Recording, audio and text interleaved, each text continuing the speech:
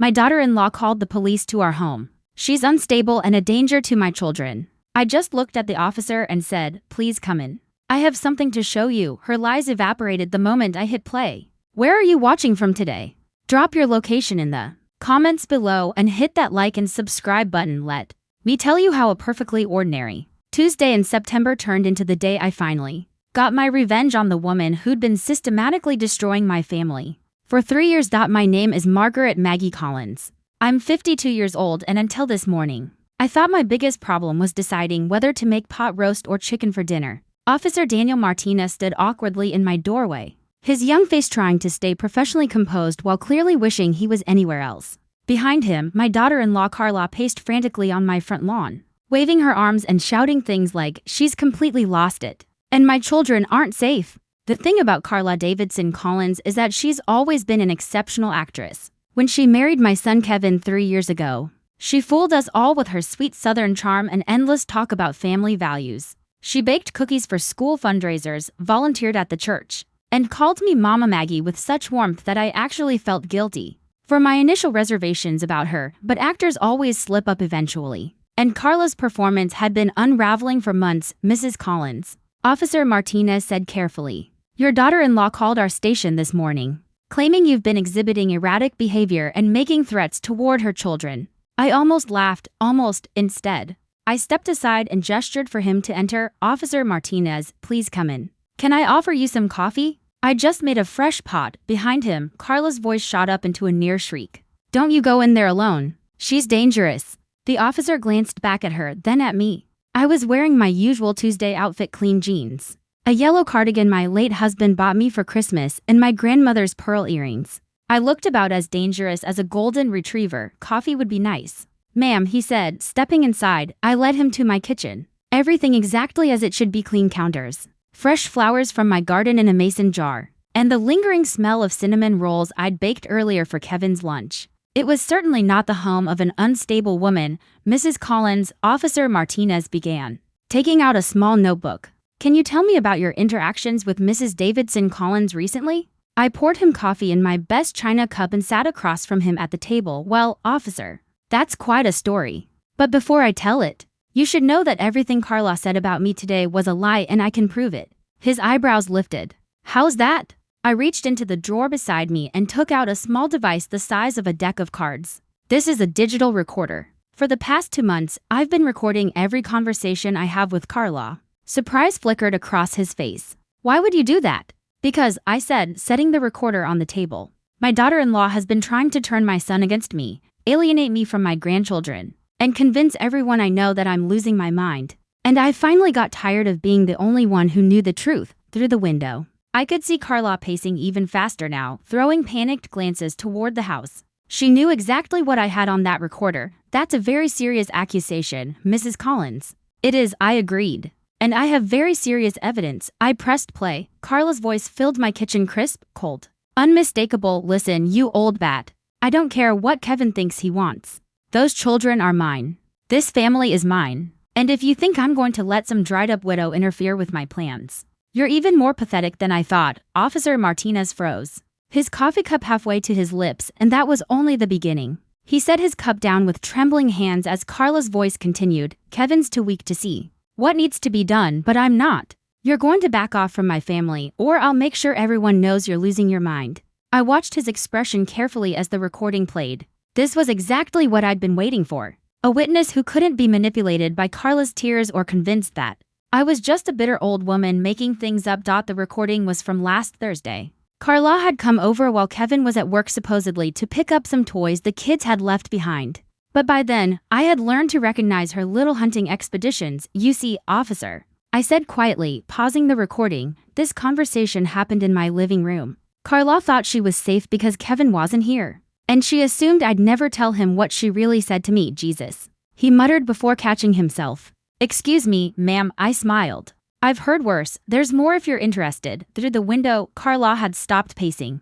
She stood perfectly still, staring at my house with the look of someone who just realized the ground beneath them was beginning to shift. I forwarded to another recording, this one from 2 weeks ago. Carla's voice filled the room again, this time more calculated than angry. I've been talking to some people at the country club, Maggie. They're all saying the same thing about you. How you've been forgetting conversations, repeating yourself, getting confused about dates. It's such a shame when someone your age starts declining. On the recording, you could hear my voice responding calmly. What people at the country club, Carla?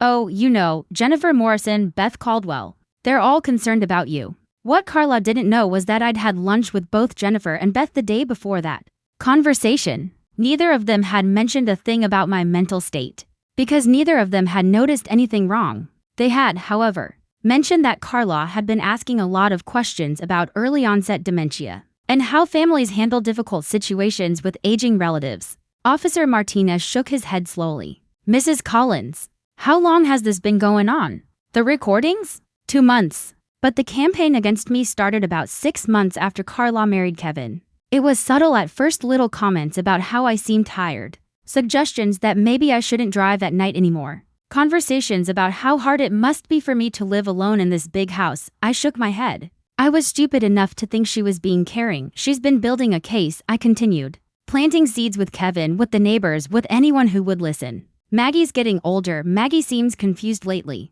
Maybe Maggie shouldn't be around the children so much. The officer looked genuinely disturbed. That's psychological abuse. It's also brilliant, I admitted. Carla's a pediatric nurse. She knows exactly how to sound concerned and professional. And she chose the perfect victim, a widow with no close family nearby. Someone whose word might seem less reliable than that of a young mother. I pressed play again. This time, it was a conversation from 3 weeks ago, right after Kevin had gently suggested that maybe I should consider simplifying my living situation. Carla's voice was dripping with honey. Kevin, your mother's been calling me at work, asking the same questions over and over. Yesterday, she called 3 times to ask what time we were coming for dinner, even though we'd already told her we couldn't make it. That was a complete lie. I had called once to confirm they couldn't come so I could invite my neighbor Grace instead. She's also been telling the children some strange stories. Yesterday, Emma came home asking why Grandma Maggie said their daddy was going to take them away. Another lie. I had never said anything even close to that. Officer Martinez looked at me with something like admiration. How did you know to start recording? I didn't know. I suspected. But it was my granddaughter who gave me the proof I needed. Emma, Kevin's 8-year-old daughter, had stayed the night with me about 10 weeks ago. During breakfast, she'd asked me why I told Daddy I didn't want to see them anymore. When I told her I had never said such a thing, Emma looked so confused. But Mommy said you called and said you were too tired for visitors, and that we shouldn't bother you so much. That's when I knew for certain Carla was lying to everyone about everything. I started recording the next day, Mrs. Collins. Officer Martinez said carefully. Do you have any idea why your daughter-in-law would want to isolate you from your family? I smiled, but there was no humor in it. Oh, officer. That's where the story gets really interesting. Money, I said simply, letting the word hang between us. It always comes down to money, doesn't it? Officer Martinez leaned forward, fully invested now. You see, when my husband died 5 years ago, he left me very well provided for. The house is paid off. I have a substantial savings account. And there's a life insurance policy that Kevin will inherit when I die. About $300,000 all told. The officer whistled low. Carla knows this because Kevin told her back when they were planning their wedding and discussing their future financial security. At the time, I thought it was sweet that she seemed so interested in family history and traditions. I reached for another cookie from the plate between us, mainly to keep my hands busy. What Kevin doesn't know, I continued, is that his wife has been visiting estate attorneys. How do you know that? The officer asked. Because my friend Dorothy works at Harrington Wells and Associates downtown. She mentioned seeing Carla there several times over the past few months. When Dorothy asked if everything was all right with the family, Carla said she was helping me with some paperwork since I'd been having trouble managing my affairs. Officer Martinez's expression darkened.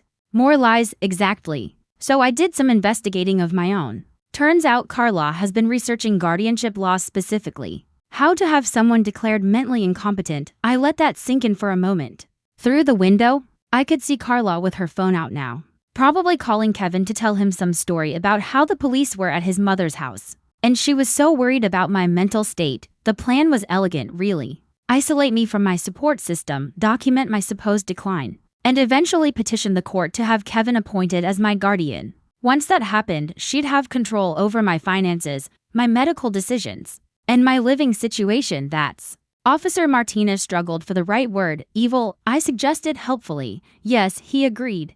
I thought so, too. I forwarded the recording to a conversation from just last week. Carla's voice was softer this time, the tone she used when she was planning something. Kevin, I think we need to seriously consider what's best for your mother. She called me yesterday asking if I knew where she put her grocery list. And when I said I didn't know, she got angry and accused me of moving her things around. I had never made such a call, and yesterday when I picked up the kids, she seemed confused about what day it was. She kept saying it was Thursday when it was clearly Wednesday. It had been Thursday. I'm starting to think she might need more supervision than we realized. Maybe we should look into some options for assisted living, or at least consider having someone check on her more regularly. On the recording, you could hear Kevin's voice, distant but troubled. I know you're right. But it's hard to think about Mom not being independent anymore. I understand. Honey, but we have to think about her safety. And frankly, we need to think about the children's safety too. What if she forgets to turn off the stove when they're visiting? What if she gets confused and takes them somewhere and can't remember how to get home? Officer Martinez looked physically sick. She was manipulating your son masterfully. I agreed. Kevin loves me, but he also trusts his wife. When someone you love tells you the same story over and over, said with apparent concern and backed up by specific examples, you start to believe it. I paused the recording and met his eyes. The brilliant part was that Carla never said I was mentally incompetent. She just planted dozens of little seeds of doubt. Maybe Maggie's getting forgetful. Maybe we should keep a closer eye on her. Maybe she's not as sharp as she used to be. How long would it have taken for her plan to work? Not long. I'd guess another month or two of documented incidents. Maybe a carefully staged emergency where I appeared confused or disoriented. And then Kevin would have started seriously considering guardianship proceedings. My phone rang. Kevin's number. That'll be my son, I said to Officer Martinez. Carla's probably told him there's been some kind of incident and he needs to rush over here. To manage the situation, I answered, "Hi, sweetheart, Mom, are you okay?" Carla called and said the police are at your house. What happened? Everything's fine, Kevin. Officer Martinez is here because Carla called the police station this morning, claiming I was dangerous and unstable. There was a pause. She said, "What? Why don't you come over? I think there are some things we need to discuss as a family. I'm leaving work now." Mom, are you sure you're all right? I'm better than I've been in months, honey. I'll see you soon. After I hung up, Officer Martinez asked, "Are you going to tell your son about the recordings?" I looked out the window at Carla, now pacing frantically and talking rapidly into her phone. "Oh, yes," I said. "I'm going to tell him everything, but first, I had one more recording to play. This last recording," I told Officer Martinez, "is from 3 days ago. It's the one that made me realize Carla wasn't just planning to have me declared incompetent. She was planning to have me committed." I fast-forwarded to the relevant section. Carla's voice came through crisp, professional. "Dr. Henderson, this is Carla Collins. I'm calling about my mother-in-law, Margaret Collins. I'm a pediatric nurse at Children's Hospital, and I'm very concerned about some behaviors I've been observing." My blood still ran cold listening to that conversation Carla had conducted from my own kitchen while I was supposedly napping upstairs. She's been exhibiting signs of paranoid delusions lately. Yesterday, she accused me of moving her things around and claimed I was trying to make her look confused. She's also been hoarding medications and seems convinced that someone is trying to hurt her. Officer Martinez's face had gone completely pale. "I know you can't diagnose over the phone, Dr. Henderson, but as a healthcare professional, I'm concerned she might be experiencing early-stage dementia with paranoid features. Her son is my husband, and we're very worried about her safety and the safety of our children when they visit." I paused the recording. Double quotes. Dr. Henderson is a psychiatrist who specializes in geriatric mental health. He's also someone Carla knew through her work connections. She was setting up a professional consultation. I shook my head. Worse than that, she was creating medical documentation of my supposed mental decline using her credentials as a nurse to add weight to her claims. The truly sick part was how well Carla understood the system. As a pediatric nurse, she knew exactly which symptoms to report, which terminology to use, and how to present herself as a concerned family member rather than someone with ulterior motives. I played the rest. "We'd like to schedule an evaluation, Dr. Henderson, preferably something we could arrange without her knowledge initially, since she's very resistant to the idea that anything is wrong. How soon could we set something up? I'm concerned that waiting might put everyone at risk." Officer Martinez set down his coffee cup.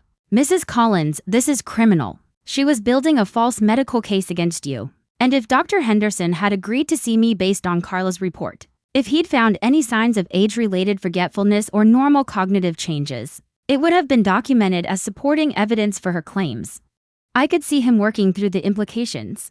A psychiatric evaluation suggesting cognitive decline, combined with months of documented incidents and concerned reports from family members, would have been more than enough for a guardianship petition. The beautiful thing about Carla's plan, I continued, was that it would have looked completely legitimate. A loving daughter-in-law concerned about an aging woman's safety. A devoted son reluctantly accepting that his mother needed help. Medical professionals confirming that intervention was necessary. My front door chimed. Through the window, I saw Kevin's truck pull into the driveway. He was walking quickly toward the house, his face tight with worry. Mrs. Collins. Officer Martinez said, I need to ask you something directly. Are you experiencing any memory issues, confusion, or other symptoms that might explain your daughter-in-law's concerns? I smiled. Officer, 2 months ago, I might have wondered about that myself. Carla was very good at making me question my own perceptions. But no, I'm not experiencing any cognitive decline. How can you be certain?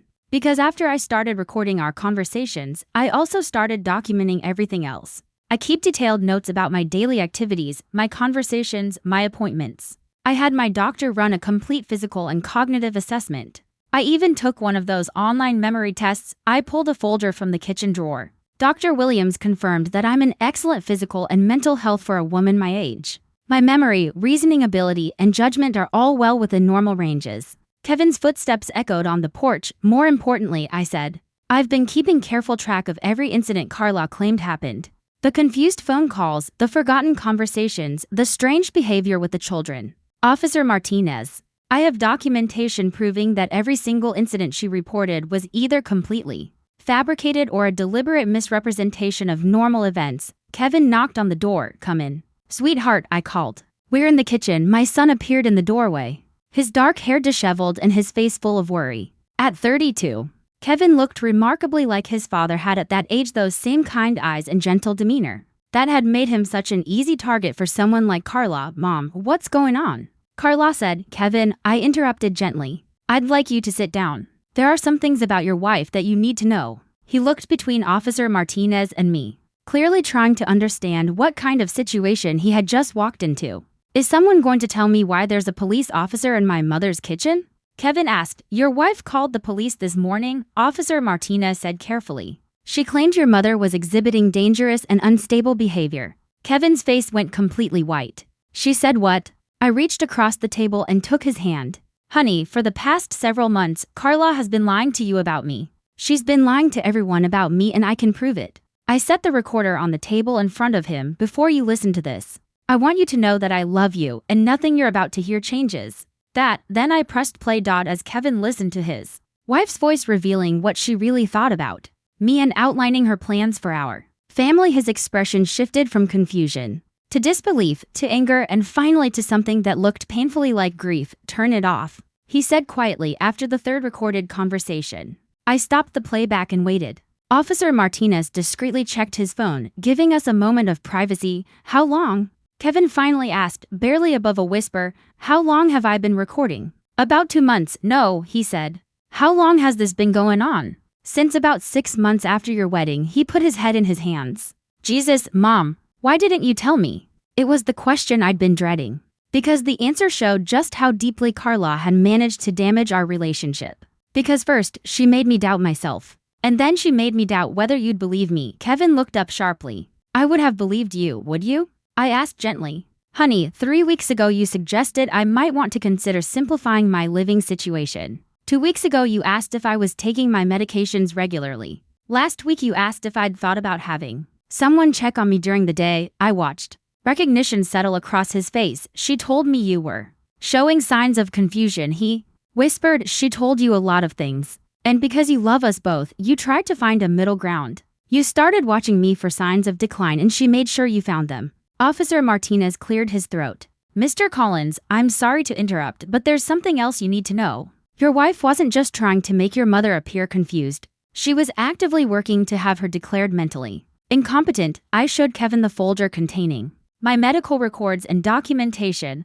I started keeping detailed notes about everything once I realized what was happening, every conversation, every activity, every interaction with your wife. I also had Dr. Williams run a complete evaluation. Kevin flipped through the papers, his expression growing more troubled with each page. Dr. Williams found no evidence of cognitive decline whatsoever, I continued. In fact, he said he was impressed with my mental acuity and my organizational skills. The recording where she calls Dr. Henderson, Officer Martinez added, is attempted fraud. She used her medical credentials to create false documentation about your mother. Kevin sat silently for a long moment, processing everything. Through the window, I could see Carla had moved closer to the house, trying to listen from outside. When he finally spoke, his voice was strained. What was her endgame, Mom? What did she want? Financial control, I said simply. Once I was declared incompetent and you were appointed as my guardian, she would have access to my accounts, my property. My insurance policies everything, but I would never, he started. Kevin,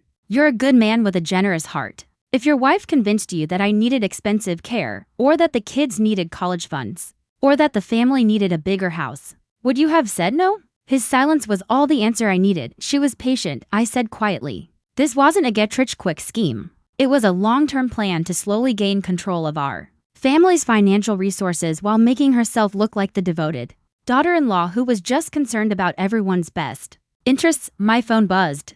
A text from an unknown number. You're going to regret this. I held it up to Officer Martinez. He immediately glanced toward the window where Carla was standing. Mr. Collins, the officer said, I think we need to have a conversation with your wife. Kevin stood up slowly, looking like he'd aged 10 years in the last hour. Officer Martinez, what are my mother's options here? Well, the officer said, based on what I've heard today, there are several potential charges we could pursue. Harassment, fraud, filing false police reports, possibly even elder abuse. I raised my hand before he could continue. Before we go down that road, I'd like to try something else first. Both men looked at me, curious. Kevin, I said, I want you to call your wife and ask her to come inside. Tell her the officer needs to speak with both of you about the situation. Mom, what are you planning? I smiled, though it wasn't entirely friendly. I'm going to give Carla a chance to tell the truth. One last opportunity to be honest with you about what she's been doing. Officer Martinez looked skeptical. Mrs. Collins, I don't think she's going to confess. She will if she thinks confessing is her best option for damage control, I said. I had been studying Carla for 3 years. I knew exactly how her mind worked when she felt cornered. She calculated, she analyzed, and she presented whatever story would benefit her the most. But this time, I intended to control the narrative. Kevin reluctantly pulled out his phone. Carla, can you come inside? Officer Martinez needs to speak with both of us. Through the window, I watched her expression as she listened. Even from a distance, I could see her brain working, sorting through possible explanations, trying to decide which version of the truth would serve her best. She was about to learn that I had finally learned to play her game and that I was better at it than she was. Carla walked into my kitchen like someone entering a battlefield. She had composed herself during the short walk from the yard, arranging her features into an expression of practiced concern. Her blonde hair was immaculate, her makeup flawless, and she carried herself with the confidence of someone who still believed. She controlled the situation. Kevin, thank goodness you're here, she said, rushing to him and placing a protective hand on his arm. I've been so worried about your mother's behavior lately. She glanced at Officer Martinez and me with an expression of nervous concern. Officer, I hope you understand that calling the police wasn't something I did lightly. But when someone you care about starts showing dangerous signs, you have to put safety first. I had to admit, it was an impressive performance. If I didn't know the truth, I might have believed she genuinely cared. Mrs. Davidson Collins, Officer Martinez said formally, your mother-in-law has made some serious allegations about your behavior toward her. Carla's eyes widened in what looked like shock. Allegations? What kind of allegations? She claims you've been systematically lying about her mental state to family members and medical professionals. For a split second, something flickered across Carla's face, not surprise, but calculation. She was already analyzing the information and crafting her next move. Officer, I think there's been a terrible misunderstanding, she said, shifting into the professional tone she used at the hospital. As a healthcare worker, I've been genuinely concerned about some changes I've observed in Margaret's behavior. If she's interpreting my concern as malicious, that might actually be indicative of the paranoid thinking patterns we sometimes see in early cognitive decline. Brilliant. She was using my accusation as proof of the mental illness she'd been trying to pin on me. Kevin looked between us, torn, trying to reconcile the woman in front of him with the recordings he'd heard. Carla, he said carefully, Mom played me some recordings. Recordings? Carla's voice jumped in pitch, sounding genuinely alarmed. Kevin, if your mother has been secretly recording private family conversations, that's extremely concerning behavior. That's exactly the kind of paranoid activity I've been worried about. She turned back to the officer. This is what I mean, the suspicion, the secretive behavior, the accusations toward family members who are trying to help. I almost applauded. She was turning my evidence into her proof. It was a masterful deflection, but I hadn't survived 52 years without learning a few tricks of my own. Carla, I said pleasantly, that's fascinating. So you're saying that recording family conversations is paranoid behavior? Of course it is, she said firmly. Normal people don't secretly record their loved ones. I see. I opened a drawer and pulled out a second device. Then I'm curious how you'd explain this. Carla's face drained of color. This, I continued, holding it up, is a voice recorder I found hidden behind the coffee maker last month. Strange place for it to end up, don't you think? The silence was suffocating. You see, Officer Martinez, I said calmly. Carla's been recording our conversations too. The difference, I said calmly, is that she's been doing it without my knowledge or consent. I'd found the recorder 3 weeks ago while cleaning. At first, I assumed Kevin had dropped it and forgotten about it. But when I looked closer, I discovered hours of recorded conversations between Carla and me, conversations that had been carefully edited to remove context and make my responses sound confused or inappropriate. But, unlike my recordings, I continued, which capture complete, unedited conversations. Carla's recordings appear to have been manipulated. I pressed play on her device. My voice filled the kitchen mid-sentence. Don't remember saying that. Confused about what day? Can't find my keys anywhere. Out of context, I sounded exactly like someone experiencing memory problems. Officer Martinez looked at Carla with open disgust. You've been secretly recording and editing conversations to make your mother-in-law appear incompetent. Carla opened her mouth, closed it, then opened it again like a fish gasping for air. Kevin stared at his wife as though he'd never seen her before. Carla, what the hell is this? She finally found her voice. I was documenting concerning behaviors for her own protection. Medical professionals need specific examples when evaluating cognitive decline. No, I said firmly. You were manufacturing evidence. And when that wasn't enough, you started escalating to more dramatic measures. I turned to Officer Martinez. The phone call to Dr. Henderson wasn't Carla's first attempt to create professional documentation of my supposed mental illness. She also contacted my insurance company asking about coverage for in-home psychiatric care. And she's been in touch with 3 different assisted living facilities, asking about their memory care programs. Carla's professional mask was cracking. Margaret is twisting everything. Yes, I've been exploring options for her care because I'm concerned about her safety. That's what responsible family members do. Responsible family members, I said, don't lie to police officers. They don't forge medical documentation. And they certainly don't threaten elderly relatives. I played the recording of Carla's threat to make everyone believe I was losing my mind. Kevin listened, horrified. By the time it ended, he was looking at Carla with a mixture of disgust and grief that nearly broke my heart. How long? He asked quietly. Kevin, you have to understand, how long have you been planning this? Carla looked around desperately, searching for an escape. When she realized there wasn't one, something in her expression shifted. The mask fell away completely. Since before we got married, she said flatly. Did you really think I was interested in a middle school math teacher for his sparkling personality? The words hit Kevin like a physical blow. That's when I knew Carla had finally made the biggest mistake of her life. Kevin's face went blank, the same expression he used to have as a child when someone hurt him so deeply he couldn't process the pain. I watched my son heartbreak in real time, and for a moment, I wished I could take everything back just to spare him, but it was far too late. Before we got married, he repeated slowly. You planned this before we got married? Carla realized she'd said too much and tried to backtrack. Kevin, that's not what I meant. I was upset. I misspoke. No, his voice was quiet but firm. You didn't misspeak. You told the truth for the first time since I've known you. Officer Martinez took notes, his expression professional but his eyes showing the same disgust I felt. Mrs. Davidson Collins, he said, I need to ask you directly, did you marry Mr. Collins with the intention of gaining access to his family's financial resources through fraudulent means? For a moment, I thought Carla might keep lying. But something in Kevin's devastated expression seemed to convince her that the game was finally over. You want the truth? She said bitterly. Fine, here's the truth. She turned to Kevin with an expression that was almost pitying. I met you at that hospital charity function. Remember, you were so sweet, talking about your students and your mother and how close your family was. And when you mentioned that your mom was well off, and that you were her only heir, I thought. Here's a nice man who will give me the stability I deserve. Kevin flinched as if she'd struck him. The original plan was simple, Carla continued, almost casually. Marry you, be the perfect daughter-in-law for a few years, and eventually inherit everything when Margaret died naturally. I was patient. I could wait, but then what changed? Officer Martinez asked.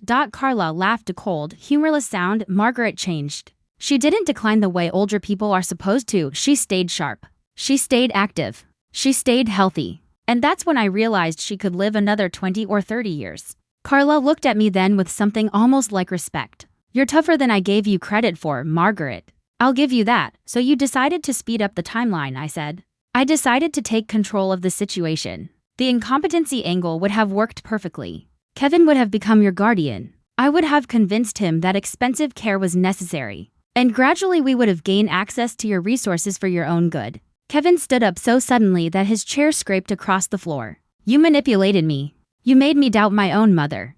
I gave you a chance at financial security you never would have had on a teacher's salary. Carla snapped back. You should be thanking me. The sheer audacity of that left the whole room silent. Mrs. Davidson Collins, Officer Martinez said, you've just confessed to multiple felonies. Fraud, elder abuse, filing false police reports, conspiracy. Prove it, Carla cut in. Yes, I recorded some conversations. Yes, I was concerned about Margaret's mental state. Yes, I made some phone calls to medical professionals. But nothing I did was illegal, and the worst part was that she was right. She knew she was right. The recordings were awful but not clearly criminal. The phone calls could be framed as concern. Even the false police report would be a challenge to prosecute. If she claimed she truly believed I was a danger. Carla had operated almost entirely in gray areas, but I had been preparing for this moment for 2 months, actually. Carla, I said pleasantly, you did do something illegal. I opened the kitchen drawer again and took out a stack of papers. These are copies of the medical records you accessed using your hospital credentials to dig into my health history. Dr. Williams provided them after I explained someone had been improperly opening my files. Carla's face drained of color. Computer fraud is a felony in this state, Officer Martinez said, looking over the documents. Unauthorized access to medical records carries significant penalties, and there's also this. I continued, laying down another document.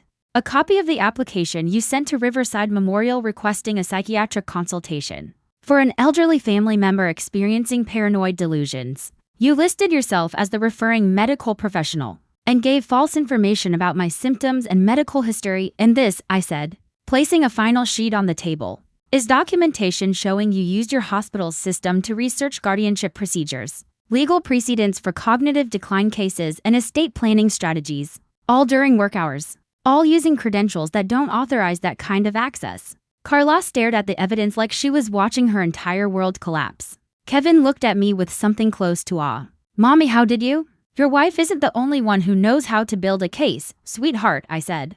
The difference is that my evidence is legitimate. Officer Martinez reached for his handcuffs. Mrs. Davidson Collins, you're under arrest for computer fraud, filing false medical reports, and elder abuse. You have the right to remain silent. As he read her rights, Carla looked at Kevin one last time. You'll never find anyone else willing to put up with your boring life and your clingy mother. Kevin held her gaze. Good, but I knew this wasn't over. Carla was resourceful, intelligent, and utterly without conscience. Even with criminal charges, she'd be calculating, figuring out how to twist the situation to her advantage. I just didn't expect her final card to be this vicious. 20 minutes after Officer Martinez led Carla out in handcuffs, the kitchen felt unsettlingly quiet.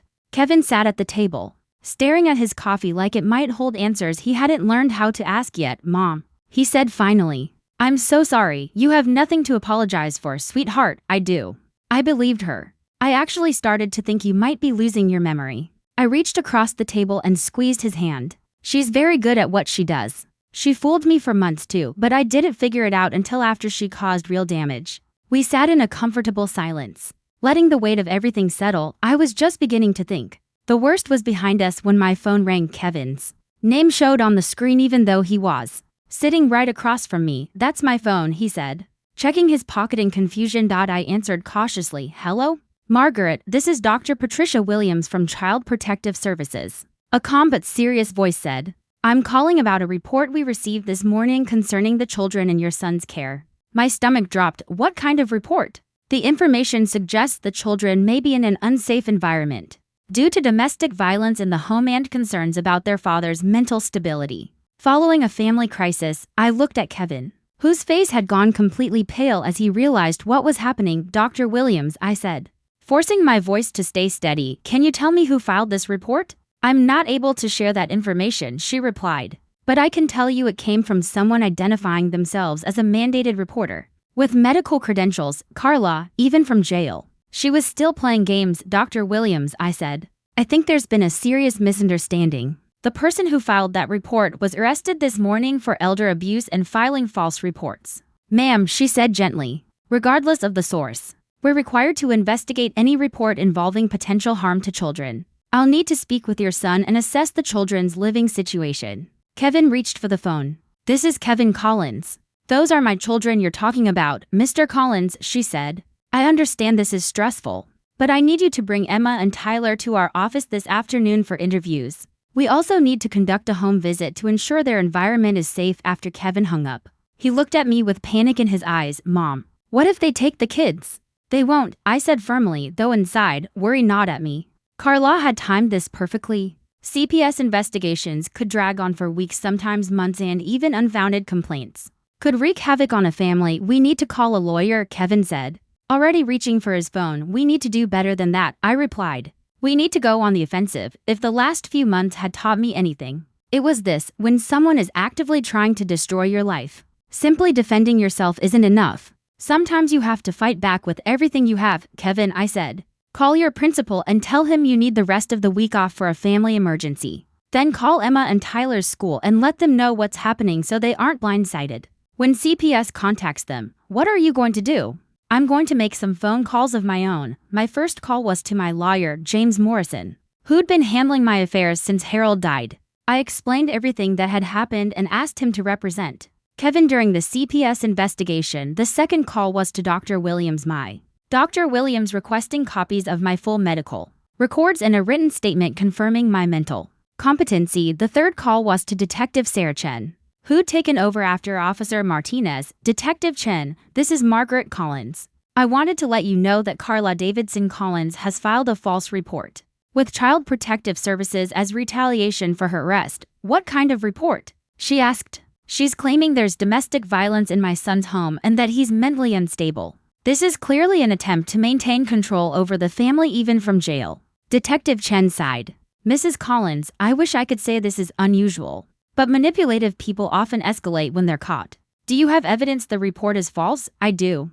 I have extensive documentation of her pattern of filing false reports. I also have character references for my son from his employer, his children's teachers, and members of the community. I'll contact CPS and make sure they're aware that the person who filed the report is facing criminal charges for similar behavior, she said. My fourth call was the most important. Channel 7 News. This is Amanda Rodriguez. Ms. Rodriguez, my name is Margaret Collins. I think you may be interested in a story about elder abuse, family fraud, and false police reports. I'm listening, she said immediately. This morning, my daughter-in-law was arrested for attempting to have me declared mentally incompetent so she could gain control of my finances. In retaliation, she's now filed false reports with Child Protective Services targeting my son and grandchildren. That is absolutely newsworthy, Amanda said. Can you provide documentation? I have recordings, medical records, police reports, and a very clear timeline of fraudulent behavior. When can we meet? I looked at Kevin. He was watching me with a mixture of disbelief and admiration. How about this afternoon? I said. I think it's time this story got the attention it deserves. When I hung up, Kevin just stared at me. Mom, you're going public with this? Honey, I said, your wife spent months building a case against me using lies and manipulation. Now she's trying to do the same thing to you and the children. I stood up and straightened my shoulders. It's time someone showed her what a real campaign looks like. For 3 years, I'd been playing defense, letting Carla twist the narrative, set the terms, and control the story, but I was done being the victim. It was time to show everyone who the real Margaret Collins was. The Channel 7 News interview was scheduled for 4 p.m., which gave us enough time to prepare our strategy. Kevin picked up Emma and Tyler from school early, telling them they'd be staying with my neighbor Grace for a few days while we sorted out some family issues. Are we in trouble, Daddy? Emma asked, her 8-year-old face scrunched with worry. No, sweetheart, he reassured her. Sometimes grown-ups make mistakes and other grown-ups have to help fix them. But you and Tyler are perfectly safe. Tyler, only 5, didn't seem overly concerned with the idea of trouble. He was far more interested in the promise of chocolate chip cookies Grace had made. While the kids played in Grace's backyard, Kevin and I sat in my living room sorting through our documentation. I had spent the entire morning building a complete timeline of Carla's behavior, dates, witnesses, and every piece of supporting evidence neatly organized. Mom, Kevin said as he flipped through the papers, this is incredibly thorough. When did you even have time to put all this together? I've been working on it for weeks, I said. I knew this day would come eventually. The truth was, I had been preparing for war long before I started recording Carla. Once I recognized the pattern in her behavior, I began documenting everything using the same meticulous attention to detail that had carried me through 30 years as a school administrator. Amanda Rodriguez arrived at 3:30 with a cameraman and producer in tow. She was younger than I expected, early 30s, sharp eyes, poised, and clearly someone who had handled more than her share of tough stories. Mrs. Collins, she said warmly, thank you for reaching out. Stories like this matter, but they're also sensitive. I want to make sure we handle everything appropriately. I appreciate that, Ms. Rodriguez. I'm not trying to create a media circus. I just want people to understand what elder abuse really looks like and how sophisticated it can be. We spent nearly an hour going over the timeline, the recordings, and the documents. As she absorbed the scope of what Carla had done, Amanda's expression grew more serious. This is remarkable, she said finally. The level of planning and manipulation is extraordinary. How do you feel about making all these personal family details public? I took a moment before responding. A week ago, the idea of discussing my private life on television would have horrified me. But Carla had already dragged our lives into the spotlight, calling police, doctors, and now Child Protective Services. Ms. Rodriguez, I said, if my story prevents even one other family from going through this, then whatever embarrassment I feel is worth it. The interview itself was easier than I anticipated. Amanda asked thoughtful questions and let me tell the story my way. I played selected recordings, explained Carla's methods, and described the damage she had done to our family. What surprised you most about your daughter-in-law's behavior? Amanda asked. How patient she was, I said. This wasn't a crime of passion or desperation. It was a carefully planned, long-term strategy. She was willing to invest years of her life into this deception. What would you say to other families who might be experiencing something similar? Trust your instincts, I said. If someone is constantly trying to make you doubt your own reality, if they're isolating you from people you trust, if they suddenly take an unusual interest in your finances or medical decisions, pay attention.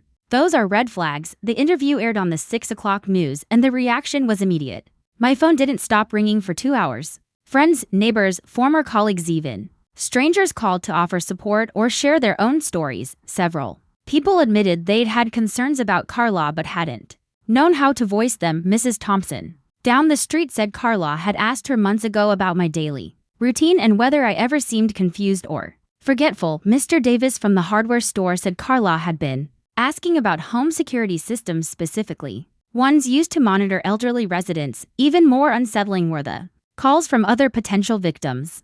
3 women described being targeted by family members who were slowly undermining their independence and credibility. But the most important call came at 8:47 p.m. Mrs. Collins, the caller said, "This is Dr. Patricia Williams from Child Protective Services. I just watched your interview, and I wanted to personally apologize for the stress our investigation has caused your family." Dr. Williams, you were just doing your job, perhaps, she said.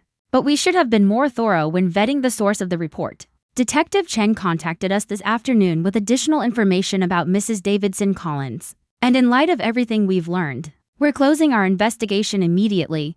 What does that mean for my son and grandchildren?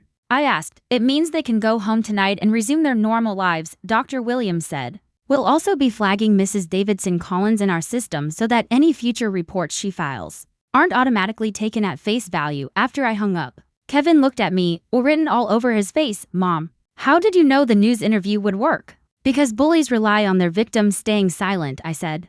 They count on shame, embarrassment, and the desire to keep family problems private. Once you shine a light on their behavior, once you refuse to be ashamed of being targeted, their power disappears. It was nearly 10 p.m. when Detective Chen called with an update on Carla. Mrs. Collins, she said, I wanted you to know that Mrs. Davidson Collins has been denied bail pending trial. The judge considered her recent attempt to manipulate Child Protective Services as evidence that she poses a continued threat to your family. How long will she be in jail? I asked, with the charges we're filing and her confession on record. She's looking at significant prison time, Detective Chen replied.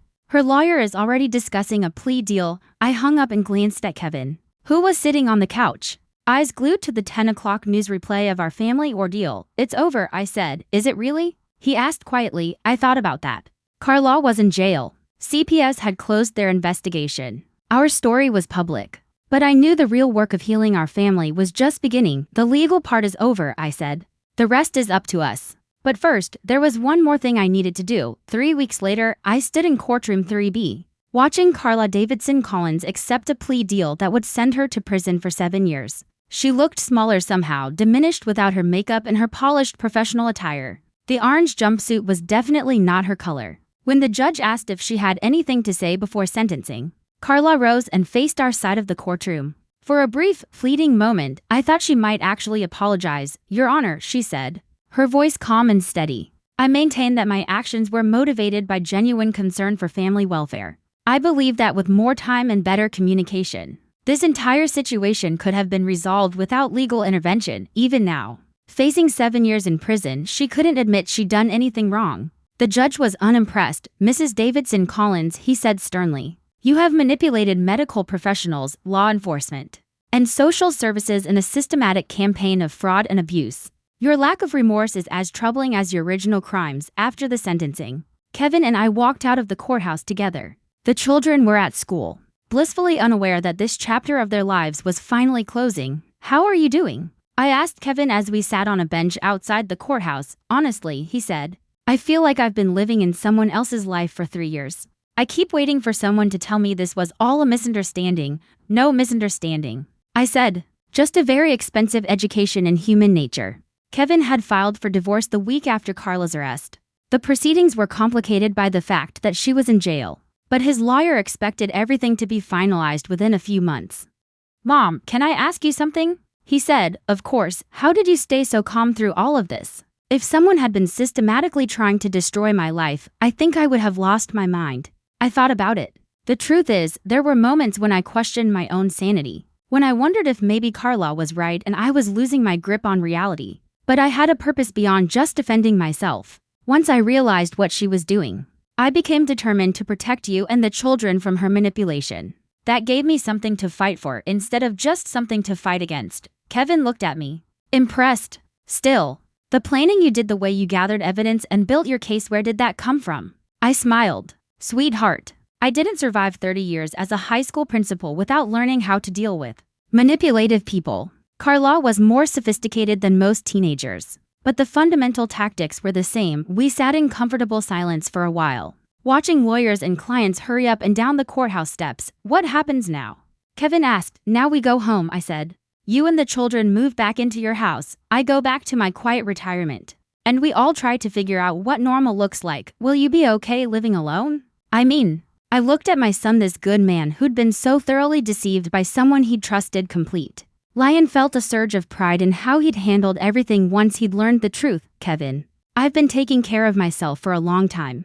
But more importantly, I've learned that I'm stronger than I thought I was. Carla spent months trying to convince everyone that I was weak and confused, and unable to manage my own life. Turns out she was wrong about everything. That evening, I sat in my kitchen drinking tea and reading through the stack of letters I'd received. Since the news story aired, most were supportive, but several were from people sharing their own experiences with family financial abuse. One letter particularly caught my attention. It was from a woman in the next county, whose adult son had been gradually gaining control over her finances by convincing her that she needed help managing her affairs. She'd seen my interview and realized that she was being manipulated. I picked up my phone and called her. Mrs. Patterson, this is Margaret Collins. I received your letter today. Oh my goodness, Mrs. Collins, I can't believe you called me. She said, I wanted you to know that you're not alone and that recognizing what's happening is the first step towards stopping it. We talked for over an hour. By the end of the conversation, Mrs. Patterson had agreed to contact Adult Protective Services and had asked me to recommend a lawyer. After I hung up, I realized that this was what I wanted to do with whatever time I had left. Not just survive Carla's attack on my life, but use what I'd learned to help other people facing similar situations.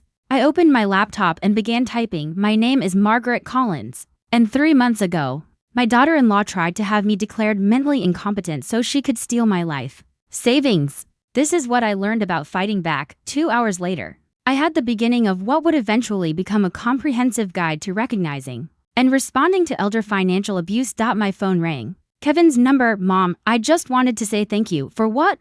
I asked. "For being strong enough to fight back. For protecting our family. For showing me what real courage looks like." "Kevin, you don't need to thank me for protecting my own family." "Yes, I do. Another person might have just accepted what was happening, might have let Carla win. But you didn't give up even when things looked hopeless." After we hung up, I walked through my house, appreciating the silence and peace I'd almost lost. Tomorrow, Emma and Tyler would come over after school for their regular Wednesday visit. This weekend, Kevin and I were planning to take them to the zoo. Normal things. Family things. The kind of life Carla had tried to steal from all of us. I settled into my favorite chair with my tea and looked out at the garden Harold and I had planted together 30 years ago. The roses were blooming beautifully this year. At 52, I was starting a new chapter of my life, not as the victim of someone else's greed and manipulation, but as someone who'd learned exactly how strong she could be when the people she loved were threatened. Carla had been right about one thing: I was tougher than anyone gave me credit for. I just wished she'd figured that out before she tried to destroy my family. The truth had indeed set us free, all of us. Thanks for listening. Don't forget to subscribe and feel free to share your story in the comments. Your voice matters.